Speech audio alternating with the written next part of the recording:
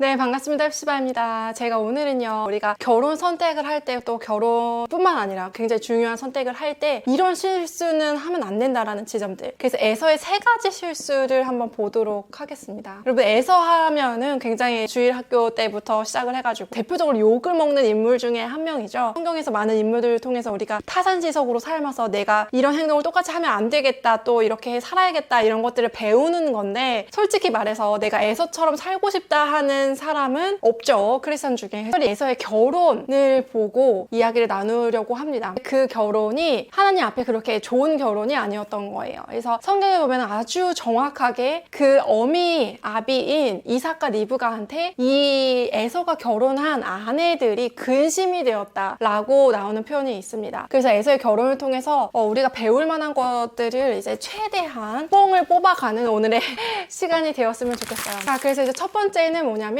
에서가 이제 결혼을 하는데 40살에 결혼을 합니다. 40살에 결혼을 하는데 해쪽 속의 아내를 동시에 이제 어쨌든 2명을 아내로 삼았다, 이런 식으로 얘기가 나오고요. 그 다음에 이어서 이게 이제 부모한테 근심이 되었더라, 그의 아내들이, 이런 표현들이 나옵니다. 자, 여기서 우리가 바라봐야 될 거는 뭐냐면 이제 에서가 있고 야곱이 있잖아요. 그리고 에서와 야곱의 아버지가 이삭, 그리고 엄마가 리브가잖아요. 근데 이제 에서과 야곱의 엄마 아빠가 어떻게 만났는지, 이거는 성경에서 아주 훌륭한 사례로 나오죠. 그래서 리브가를 구한 장면, 이것들이 굉장히 많이 나옵니다. 근데 리브가를 구했을 때 이삭의 아버지는 이제 아브라함이죠. 근데 이 아브라함이 하나님의 명령을 따라 리브가를 구했을 때 가나안 민족을 만나지 말고 너의 친척 중에서 사람을 구해라, 이렇게. 그러니까 이게 뭐냐면은 이제 복잡하게 생각하실 거 없이 어쨌든 하나님의 뜻에 따라서 리브가를 만났다는 거예요. 그러니까 이삭 아들의 짝을 구할 때 하나님의 뜻에 따라서 만나게 해줬다는 거죠. 근데 에서가 해쪽 속을 만났다는 거는 하나님의 뜻과 위배된 거. 그리고 우리 부모님이 하나님의 뜻에 따라 이렇게 만났는데 우리 부모님이 하나님의 뜻에 따라 만난 것은 상관이 없고 내가 그냥 맘대로 만났다라고 하는 것을 보여주는 게 해쪽 속이라고 나오는 겁니다. 그래서 성경에서. 그러니까 내 맘대로 결혼했다라는 거예요. 내 맘대로. 그러니까 에서가 첫 번째 잘못을 한 것은 무엇이냐면, 에서는 하나님의 뜻에 관심이 없었다는 거예요. 이 결혼 문제. 제가 이제 이 결혼 이야기하고 특별히 이제 크리스찬 결혼 얘기하니까 하나님의 뜻에 맞는 결혼이 있어요 라고 제가 주구장창 외치는데, 아무리 제가 외쳐도 별로 관심이 없고 내 뜻대로 결혼을 하고 싶다는 거죠. 왜 그러냐라고 봤을 때 에서는 하나님의 큰 비전에 관심이 없었다는 거죠. 그리고 에서는 신앙이 계승되는데도 큰 관심이 없었다고 보여지는 거예요. 왜냐면 이삭이 리브가를 만났을 때, 리브가를 만난 이유가 뭐냐면 이 혈통을 유지하고 신앙이 계승되게 하기 위해서 하나님이 이렇게 만나라고 하신 건데, 그래서 같은 민족끼리 만나라고 하는 건데 그것과 관심이 없었다는 데 포인트가 있는 겁니다. 여러분들, 제가 여기서 질문을 하고 싶어요. 여러분들은 왜 결혼을 하려고 하시나요? 요즘에 이제 뭐 이렇게 결혼 안 한다라는 청년들이 굉장히 많잖아요. 이게 뭐냐면 나의 무언가를 계승하려는 생각이 이제 줄어드는 세대인 거죠. 그냥 나만 잘 먹고 잘 살면 되지 않나. 결혼을 바라볼 때도 나를 만족시키게 하는 해쪽 속 여인이어도 상관없다는 거죠. 이게 뭐냐면 관점이 내 중심으로 되어 있기 때문에. 에서의 관점이 그랬다는 거예요. 근데 하나님 안에서 결혼이라는 건요, 신앙의 계승 차원에서 굉장히 중요한 겁니다. 제가요 이제 청년들을 상담을 해보면은 가정 배경부터 제가 이렇게 물어보고 또 이렇게 하는 경우들이 많아요. 근데 가정의 배경을 보면은 보통 이제 부모님 중에 한 명만 크리스찬인 경우에 어떤 면에서는 둘 다 안 믿으신 경우보다 더 이렇게 어떤 약간 기형적인 모습의 크리스찬이 되는 경우들이 심심치 않게 보인다는 거예요. 물론 이제 전부는 아니지만, 특별히 이제 엄마는 열심히 믿고 아빠는 열심히 믿지 않으세요. 그러면 부계에서 오는 건 우리의 사고관이거든요. 근데 사고 체계가 그냥 비크리스천하고 다를 게 없는 거예요. 그냥 물질, 지식, 외모, 능력 추구하면서 그냥 뭐 바벨탑 높이 올라가는 게 최고다라는 비신자의 가치관과 동일하게 있는 거예요. 아무리 엄마가 기도 많이 하시고 뭐 이렇게 열심히 섬겨주셔도 사고가, 내 가치관이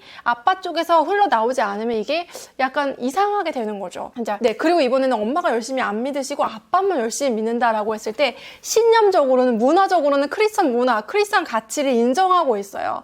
그렇지만 그런 어떤 기준을 쫓아가기 위해서 정서가 따라가지가 않는 거예요. 그래서 위선적인 크리스찬들 이런 경우들도 있을 수 있는 거죠. 그러니까 예를 든 건데 어쨌든 이게 전부는 아니지만 이런 식으로 우리가 신앙이 계승되려면 부모가 같이 크리스찬이 되어야 한다는 지점인데 그게 이제 어려워지는 것들이 이제 결혼에서부터 잘못된 결혼을 하면 그 다음 세대, 다음 세대까지도 굉장히 이제 암울해지는 겁니다. 그래서 제가 이렇게 계속 콘텐츠에서 얘기하는 게 정말 하나님의 뜻에 맞는 결혼을 하세요 이렇게 얘기를 하는 게 이게 우리의 앞으로의 역사에 굉장히 중요한 영향을 끼친다는 거예요. 그래서 지금 이제 미혼이신 분들 입장에서는 내가 당장에 결혼하는 것에 급급할 수 있지만 큰 관점, 하나님의 관점에서는 여러분을 통해서 어떤 자손을 낳을지, 어떤 자손의 자손을 낳을지, 어떤 다음 세대를 통해서 또 하나님 나라를 확장할지가 굉장히 중요한 관점이라는 거죠. 첫 번째 에서의 실수는 단기적인 관점만 이제 몰입되어 있었다라는 지점. 그래서 우리가 에서와 똑같은 실수를 하지 않으려면 하나님의 큰 그림, 하나님의 비전, 하나님의 역사에 관심을 갖자라는 지점들. 그래서 하나님의 역사가 계승되기 위해서 내가 이 결혼을 선택해야겠다라는 관점으로 가져가면 좋을 것 같아요. 근데 이렇게 얘기하면 꼭 이렇게 질문하시는 분들이 있어요. 하나님이 원하시는 결혼하면 그 사람 내가 마음에 안 드는 거 아닙니까? 이런 식의 질문하시는 경우가 있는데 하나님 최고의 중매자이십니다. 우리가 하나님의 능력과 참 선하심을 믿는 가운데 하나님의 뜻에 소속된 내 인생이 되게끔 하는데 우리의 심혈을 기울였으면 좋겠다라는 생각이 들어요. 두 번째 에서의 실수는 조급함입니다. 조급함으로 발생된 게 이제 팥죽을 이제 팔아 넘긴 거죠. 팥죽 먹은 게 뭐가 잘못이냐 이렇게 하지만 영적인 것을 이 팥죽 한 그릇으로 바꿨다는 거예요. 영적인 의미의 아주 소중한 것을. 자, 우리가 조급해지면요 이런 현상이 일어납니다. 우리가 배우자기도 열심히 하고 했는데 계속 안 나타나요. 그러면 배우자기도 모르겠고 영적인 거 모르겠고 지금 이거 팥죽과 같은 사람이야. 지금 내 이 사람하고 결혼하는 거 하나님이 찬성하지 않아. 그치만 내가 팥죽을 선택하는 거예요. 이게 뭐냐면 내가 배고파 죽겠다는 겁니다. 네, 이런 표현이 실제로 있죠. 그러니까 이게 뭐냐면 이 에서는 내가 배고파서 죽을까봐 조급해진 거라는 거예요. 우리가 하나님의 뜻에 따라서 첫 번째 관점에 따라 하나님의 비전에 따라서 내 삶을 살기로 결정하는 크리스찬들이 생각보다 많아요. 그렇지만 그걸 이루지 못하는 거는 중간에 조급해지기 때문입니다. 그래서 육적인 팥죽을 그냥 먹는 거예요. 영적인 건 모르겠고. 그러니까 우리가 영적인 것을 추구하기 위해서는 어떤 면에서는 배고파 죽을 것 같은 그런 위험 부담이 어느 정도 있는 거거든요. 근데 이런 리스크를 우리가 테이킹하지 않는 겁니다. 리스크가 그냥 무서운 거예요. 내가 계속 배우자 기도만 하고 뭐 이렇게 하고 있었다가는 죽는 거 아니야? 내가 이러다 노처녀로 노총각으로 늙어 죽는 거 아니야? 이런 식으로 계속 위험이 나한테 생긴다고 조급해지는 거예요. 그랬을 때는 그냥 팥죽을 낼름 먹어버리는 겁니다. 그러니까 이게 뭐냐면 그냥 하나님 뜻에 맞지 않는 비신자와의 결혼, 이런 결혼 그냥 낼름 해버린다는 거죠. 이랬을 때 이게 하나님의 뜻에 맞추려는 그런 마음에도 불구하고 결국에는 하나님의 영적인 축복을 받아 누리지 못하게 되는 그런 상황이 일어난다는 거죠. 그래서 우리 여러분들이 어쨌든 이 채널을 들어왔고 이 컨텐츠를 보게 된 이상 조급하지 않고 하나님께 인내로 결실하시는 여러분들이 되셨으면 정말 좋겠어요. 그래서 영적인 것을 우리가 받아 누리려면요 어떤 부분에서 인내해야 하고요, 어떤 부분에서 굉장히 암흑처럼 아무것도 없는 그런 시절을 조금은 지내야 될 수도 있습니다. 그렇지만 우리가 영적으로 기도하고 하나님께 나아가려고 했던 것은요 반드시 현실적으로도 팥죽보다 더 좋은 음식으로 하나님이 돌려보내 주신다는 거예요. 우리가 이 응답을 믿으면은 할 수 있지 않을까요? 그래서 참 이렇게 조급해한 마음으로 값싼 팥죽으로 여러분의 선택을 망치지 않았으면 좋겠다라는 말씀을 꼭 드리고 싶어요. 그래서 제가 아무리 이렇게 얘기를 해도 결국에는 뭐 이렇게 열심히 잘 들었는데 그런데 결정적인 순간에 이제 팥죽 먹고 이러는 경우들이 굉장히 안타깝거든요. 근데 우리가 참 끝까지 잘 기다렸으면 좋겠다라는 지점들을 가져가면 좋을 것 같아요. 네, 그래서 우리가 정말 영적으로 기다리면 하나님 그 기다림에 대한 대가로 열매를 주십니다. 그래서 우리가 육적인 것을 섞지 않고 육적인 것을 섞으면서 나는 어쩔 수 없어, 배고프니까, 나는 외로우니까 그냥 이 결혼할 수밖에 없어 라는 합리화를 하지 않았으면 좋겠어요. 그래서 아까 덧붙여서 이제 조급해서 팥죽을 먹고 난 다음에 그 다음에 나는 어쩔 수 없어 라고 이제 합리화하는 거, 이제 이런 순서로 많이 가는데 이거를 이제 결혼으로 보면은 나는 이제 외로워, 그러니까 아무나 만나, 아무나 결혼해, 그 다음에 어쩔 수 없었어. 이건 하나님의 뜻일 거야. 라고 위안하는 거. 이제 요러한 맥락으로 되겠죠? 요렇게 하지 않으셨으면 좋겠습니다. 자, 그리고 세 번째는요. 끝까지 인간적인 머리를 굴렸다라는 게 에서의 마지막 실수예요. 에서가 보니까 자기가 아내를 잘못 얻은 거를 깨달았어요. 그러면 거기서 회개하고 또 돌이키면서 영적인 것을 추구하면 하나님도 용서해 주시고 회복해 주시죠. 근데 내가 잘못 골랐네. 내가 잘못 골라서 내가 아들로서 인정을 못 받나? 이런 게 딱 가만히 보니까 돌아가는 게 안 되겠는 거예요. 그래서 또 추가로 아내를 구합니다. 그러니까 이것이 무엇이냐면 결국에는 이제 에서가 봤을 때 하나님의 축복을 받긴 받아야 되는 거예요. 받긴 받아야 되는데 끝까지 인간적인 수를 쓴다는 거예요. 끝까지 인간적인 머리를 굴려서 이거를 덮으려고 한다는 겁니다.